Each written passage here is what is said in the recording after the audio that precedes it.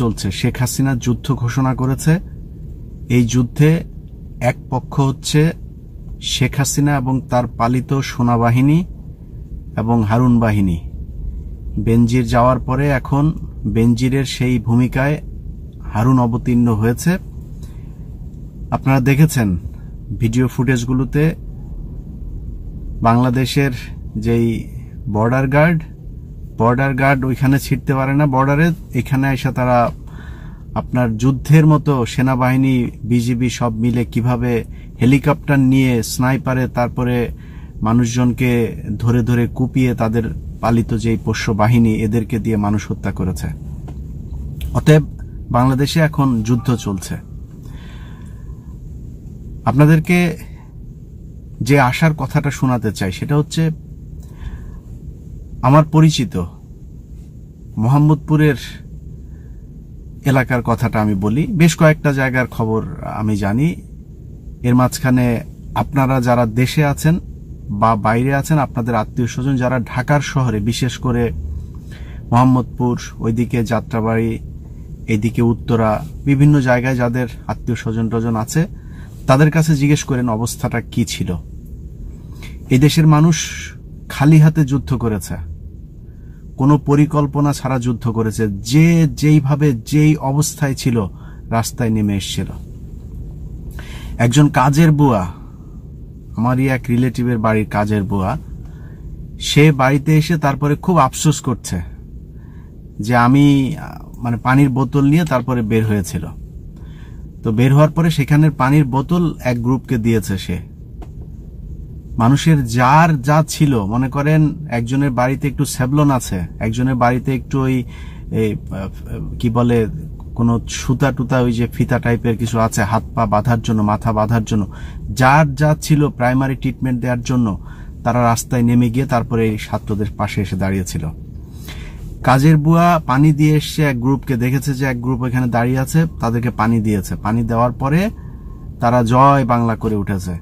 সে বাসায় এসে খুব আফসোস করছে, বলছে যে আমি খারাপ মানুষকে, তার মুখের ভাষা হচ্ছে যে খারাপ মানুষকে আপনার পানি দিয়ে এসেছে, এই জন্য খুব আফসোস তার। তো খারাপ মানুষ সে কেমনে বুঝলো, তাকে জিজ্ঞেস করা হয়েছে কেমনে বুঝলো যে খারাপ মানুষ, ওরা জয় বাংলা বলেছে, জয় বাংলা জয় বঙ্গবন্ধু বলেছে, এই জন্য সে বুঝতে পেরেছে যে এরা খারাপ লোক। অতএব এত হতাশ হওয়ার কিছু না। আজ থেকে যদি 1 মাস আগের কথা বলেন, খুব হতাশায় ছিলাম যে এই বাংলাদেশের মানুষকে আসলে বুঝায় লাভ কি, এরা সহজে সবকিছু ভুলা যায়, এরা এই 2 দিন পরে আবার ফের এই হাসিনাকে নিয়ে আসবে। এই শেখ হাসিনা নাটক কাকে বলে, 1-2টা করে নাই তো, লাশ নিয়ে নাটক করা শেখ হাসিনার এটা জন্মগত অভ্যাস। আপনাদের মনে আছে রানা প্লাজায় প্রায় 1500 মানুষ সেখানে মারা গেল। সেই 1500 মানুষ মারা যাও সেখানে সে একটা নাটক করলো, রেশমি নাটক করে তারপরে এটারে ভুলানোর চেষ্টা করলো। এটা তাদেরই যে করেছে, সেই 9ম পদাতিক ডিভিশনের যে সোহরাওয়ার্দী, সেই জেনারেল সোহরাওয়ার্দী নিজে এই কথা বলেছে ডক্টর কনক সারোয়ারের ইউটিউব চ্যানেলে, আপনারা দেখেছেন। অতএব 25শে ফেব্রুয়ারির নাটক, তারপরে 5ই মেতে মানুষ মেরে এতিমদেরকে হত্যা করে তারপরে সংসদে দাঁড়িয়ে নাটক করা, আর মাইকটা পেলেই আমার ভাই বাবা মা সবাইকে মেরেছে, পরিবার হারানোর কি যন্ত্রণা কষ্ট সেটা আমি বুঝি। ওর মুখটা যখনই কান্নার মতো করে না, মনটায় চায় জুতা দিয়া গালের মধ্যে 2 পাশে 2টা লাগাই। একটা কুকুরের ছানার মতো দেখা যায়, ওরে দেখলেই অজগর সাপের মতো লাগে।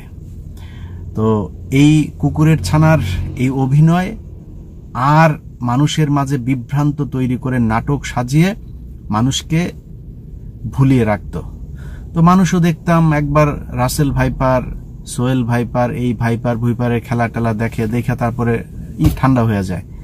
কিন্তু মানুষ যে এতটা ক্ষোভ নিয়ে চুপচাপ ছিল, এটা এবারের আন্দোলনে প্রকাশ পেয়েছে। যেই দেশের বাড়ির থেকে কাজের বুয়া, বাবা মা ভাই বোন, যেই মা সন্তানের মানে লাশের পাশে দাঁড়িয়ে বলতে পারে যে আমার ছেলে শহীদ হয়েছে, আমার কোনো কষ্ট নেই, সেই দেশের মানুষ কখনোই পরাধীন থাকতে পারে না। ইনশাআল্লাহ এই দেশ স্বাধীন হবে। এই সব ঘটনার পেছনে শেখ হাসিনা যেমন বলছে না যে কেউ না কেউ আছে, আমারও মনে হয় কেউ না কেউ আছে। তো তো কে আছে সেটা শেখ হাসিনা নিজেই বলেছে, আমি আর সেটার দিকে যাইতে চাই না, কারণ ওই কে পেছনে আছে সামনে আছে সেটা নিয়ে আমাদের মানে চিন্তা ভাবনা করলে চলবে না। আমাদের যুদ্ধ আমাদেরকেই করতে হবে। কিন্তু আপনাদেরকে একটা জিনিস চিন্তা করতে হবে, শেখ হাসিনার কথাটা কতটুকু সত্য। ধরেন ছাত্র আন্দোলনের এই যে স্টুডেন্ট জেনোসাইড হইল, আপনাদের সবার কাছে অনুরোধ, আপনারা যখন এই বিষয়টা নিয়ে কথা বলবেন, এটা কিন্তু গণহত্যা, ছাত্র গণহত্যা। অতএব আপনারা এইটাকে ইস্টাবলিশ করতে হবে যে স্টুডেন্ট জেনোসাইড হয়েছে বাংলাদেশে, এটা অন্য কোনো ঘটনা না। যেমন 15ই আগস্ট একটা ঘটনা, 21শে আগস্ট একটা ঘটনা, 30শে মে একটা ঘটনা, 7ই নভেম্বর একটা ঘটনা, এটা একটা ঘটনা। এই ঘটনাটা কি? এই ঘটনার এই দিনে ছাত্র ছাত্রীদেরকে গণহত্যা করা হয়েছে। ঘর থেকে ঢুকে ঘরের ভেতরে গিয়ে দেখেছে যে স্কুলের স্টুডেন্টের কোনো পোশাক আছে কিনা, পড়ার টেবিল আছে কিনা। যেই বাসাতে পড়ার টেবিল আছে সেই বাসাতে ঢুকে আপনার সেই ঘরের ভেতরে বিভিন্ন ঘরে ঢুকে তারা বলেছে যে শিক্ষার্থী কোথায় বের করে দে। নারীদেরকে গায়ে হাত দেওয়া হয়েছে। এই ছাত্রলীগ যুবলীগ তারা তাদের ছত্রছায়ায় যেসব অসভ্যদেরকে নিয়ে তারপরে বিভিন্ন বাড়িতে বাড়িতে ঢুকেছে, সেখানে গিয়ে তারা নারীদেরকে পর্যন্ত কি বলে শরীরে হাত দিয়েছে, তাদেরকে নানানভাবে হয়রানি করেছে।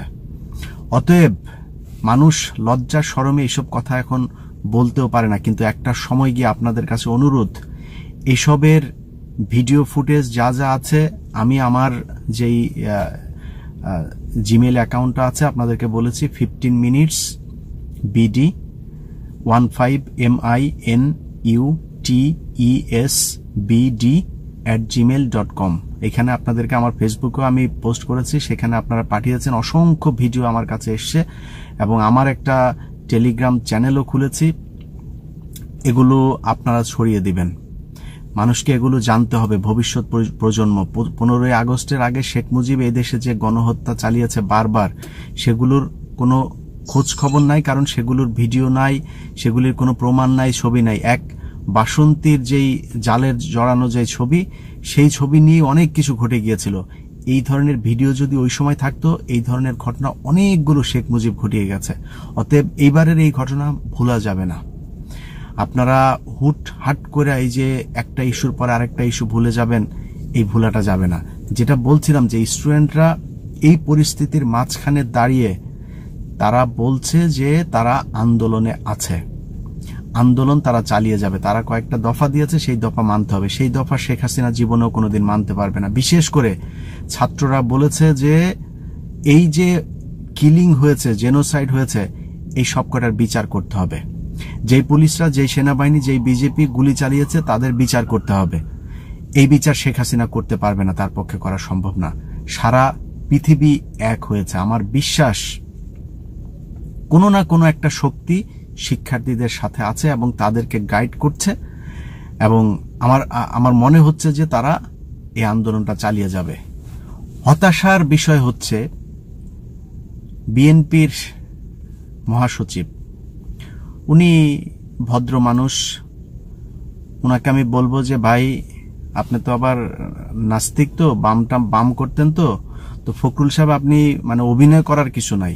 হ্যাঁ, আপনারা তো এখন আওয়ামী লীগের কারণে অভিনয় করে মুসলমান সাজছেন। বিএনপিতে বহু এই মানে কি বলে এই যে শাহরিয়ার কবির আর এই যে এগুলি আছে, বহু আছে বিএনপিতে, কথা বলে না, চুপচাপ থাকে, ভাব ধরে তারা মুসলমান। এগুলি কিন্তু মুসলমান না। মির্জা ফখরুল 2 দিন আগে বক্তব্য দিয়েছে, তারা কঠিন আপনার করবে, কি বলে আন্দোলনের ডাক দিবে, কর্মসূচি নিয়ে তারা আসবে। এই মুহূর্তে পরিস্থিতি ঠান্ডা হলে তারপরে আসবে। মির্জা ফখরুল এই পরিস্থিতি ঠান্ডা করার জন্য চেষ্টা করছে, কারণ এরা রয়ের কাছ থেকে টাকা খায়। বিএনপিতে এরকম বহু কিছু আছে, বহু নেতা আছে যারা কিনা রয়ের কাছ থেকে সরাসরি টাকা খায়, তারপরে বিভিন্ন সময় এই ধরনের উল্টাপাল্টা কথাবার্তা বলে। মির্জা ফখরুল আপনি কে এই আন্দোলন থামায় দেওয়ার? আপনি বলেন কিভাবে আমরা এটা শেষ হোক, শেষ হইলে তারপরে এখন পরিস্থিতি ঠান্ডা হচ্ছে আস্তে আস্তে হইলে তারপরে আপনি কর্মসূচি দিবেন। আপনি কে? আপনার এত ভদ্রতা শাস্তে মন চায় 2 দিন পর পর কান্দাকাটি করেন, চোখের পানি পড়ে আপনার মানুষের সামনে। আপনি কান্নাকাটি করতে মন চাইলে তাবলিগে যান, তাবলিগে যায়া তারপরে সকালবেলা মাসোয়ারা করবেন এদের সাথে বসা বসা, তারপরে বিকালে আসন। প্রিয় দর্শক শ্রোতা, ইতিমধ্যে আসিফ নজরুলকে নিয়ে ডক্টর শফিকুর রহমানের স্ট্যাটাস। সুইজারল্যান্ডে অন্তর্বর্তী সরকারের আইন উপদেষ্টা অধ্যাপক ডক্টর আসিফ নজরুলকে হেনস্থার ঘটনার নিন্দা জানিয়েছেন বাংলাদেশ জামাত ইসলামের আমির ডক্টর শফিকুর রহমান। শুক্রবার 8 নভেম্বর সন্ধ্যায় নিজের ভেরিফাইড ফেসবুক পেজে এক স্ট্যাটাস দেন তিনি। Facebook status doctor Shafiqur Rahman বলেন, সুইজারল্যান্ডকে অন্তর্বর্তীকালীন সরকারের উপদেষ্টা অধ্যাপক ডক্টর আসিফ নজরুল এবং আরেকজন উপদেষ্টার সঙ্গে প্যারিসে অনুরূপ যে আচরণ হয়েছে তাতে প্রমাণ হয় আওয়ামী লীগ তাদের ফ্যাসিবাদের চরিত্র ত্যাগ করতে পারেনি। সত্যসিদ্ধ কথা, কয়লা ধুইলে ময়লা যায় না। এদিকে অধ্যাপক আসিফ নজরুলের সঙ্গে অসৌজন্যমূলক আচরণের নিন্দা ও প্রতিবাদ জানিয়ে বিবৃতি দিয়েছে বাংলাদেশ জামাত ইসলামী। সন্ধ্যায় দলটির কেন্দ্রীয় প্রচার বিভাগের সদস্য মুজিবুল আলম স্বাক্ষরিত এক সংবাদ বিজ্ঞপ্তিতে এ নিন্দা জানানো হয়। বাংলাদেশ জামাত ইসলামীর সেক্রেটারি জেনারেল ও সাবেক সংসদ সদস্য অধ্যাপক মিয়া গোলাম পরোয়ার এই বিবৃতিতে বলেন, বিদেশের মাটিতে নিজ দেশের সরকারের একজন উপদেষ্টার সঙ্গে শিষ্টাচার বহির্ভূত আচরণ শুধু অনভিপ্রেতই নয়, বরং দেশ ও জনগণের মর্যাদার উপর প্রচণ্ড আঘাত। তিনি আরও বলেন, 7 নভেম্বর বৃহস্পতিবার স্থানীয় সময় সন্ধ্যায় ফ্রান্সে যাওয়ার পথে সুইজারল্যান্ডের জেনেভা এয়ারপোর্টের সামনে আসিফ নজরুলের সঙ্গে কতিপয় দুষ্কৃতকারী উদ্যত ও অশোভন আচরণ করেন এবং দলীয় স্লোগান দিতে থাকেন। আমরা এ অনভিপ্রেত ঘটনার নিন্দা ও প্রতিবাদ জানাচ্ছি। এ ঘটনার সাথে সংশ্লিষ্টদের শনাক্ত করে আইনানুগ ব্যবস্থা গ্রহণের আহ্বান জানাচ্ছি। প্রিয় দর্শক শ্রোতা, ইতিমধ্যে সুইজারল্যান্ডের অন্তর্বর্তী সরকারকে যে হেনস্থা করেছে আসিফ নজরুলকে আওয়ামী লীগের নেতা কর্মীরা, সেটা নিয়ে মন্তব্য করছেন জামাত ইসলামের আমির ডক্টর শফিকুর রহমান। তিনি মন্তব্য করেছেন। এখানে আপনাদের মন্তব্য থাকলে অবশ্যই জানাবেন। সকলকে অসংখ্য ধন্যবাদ। আসসালামু আলাইকুম ওয়া রাহমাতুল্লাহ। প্রিয় দর্শক শ্রোতা, ইতিমধ্যে শেখ হাসিনার নতুন অডিও যে ফাঁস হয়েছে, সে ফাঁসা অডিওতে শেখ হাসিনা কি কথা বলছেন, চলুন বিস্তারিত জেনে আসি। কদিন পরই ফাঁস হচ্ছে সাবেক প্রধানমন্ত্রী শেখ হাসিনার অডিও কল রেকর্ড। সেখানে দলীয় নেতাকর্মীদের সঙ্গে দেশের নানা বিষয় নিয়ে কথা বলতে শোনা যায় তাকে। সেখানে ছুড়ে দিচ্ছেন নানা হুমকিও। শুক্রবার 8 নভেম্বর আবারও শেখ হাসিনার কণ্ঠে নতুন একটি ফোনালাপ ছড়িয়ে পড়ে সামাজিক যোগাযোগ মাধ্যমে। এই ফোনালাপে শেখ হাসিনার কণ্ঠের মতো একজনকে দলীয় নেতাকর্মীদের ডোনাল্ড ট্রাম্পের ছবি হাতে মিছিল বের করার পরামর্শ দেওয়া হয়। অডিওতে নূর হোসেন দিবসে নেতাকর্মীদের মিছিল করতে বলা হয়েছে। অডিওতে বলা হয়, মিছিলে তাদের হাতে ট্রাম্পের ছবি থাকবে। এতে যদি কেউ বাধা দেয়, কোনো হামলা করে, তাহলে তো সেটা ট্রাম্পের ছবিতে হামলা হবে। সেই ছবি তোলার জন্য আলাদা লোক থাকবে। তখন সেই হামলার ছবি আমি ট্রাম্পের কাছে পাঠাবো। ট্রাম্পের সঙ্গে আমার ভালো যোগাযোগ আছে। শেখ হাসিনা বলেন, বাধা দেওয়ার ছবি ট্রাম্পকে পাঠিয়ে বলা যাবে, দেখো ইউনূস সরকার কি করছে। সবচেয়ে বড় স্বৈরাচার তো ইউনূস।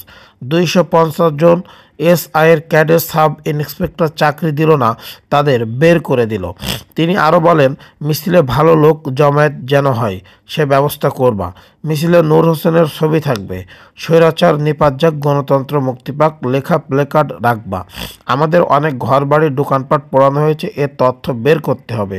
আমরা সব হিসাব কড়াই গুন্ডাই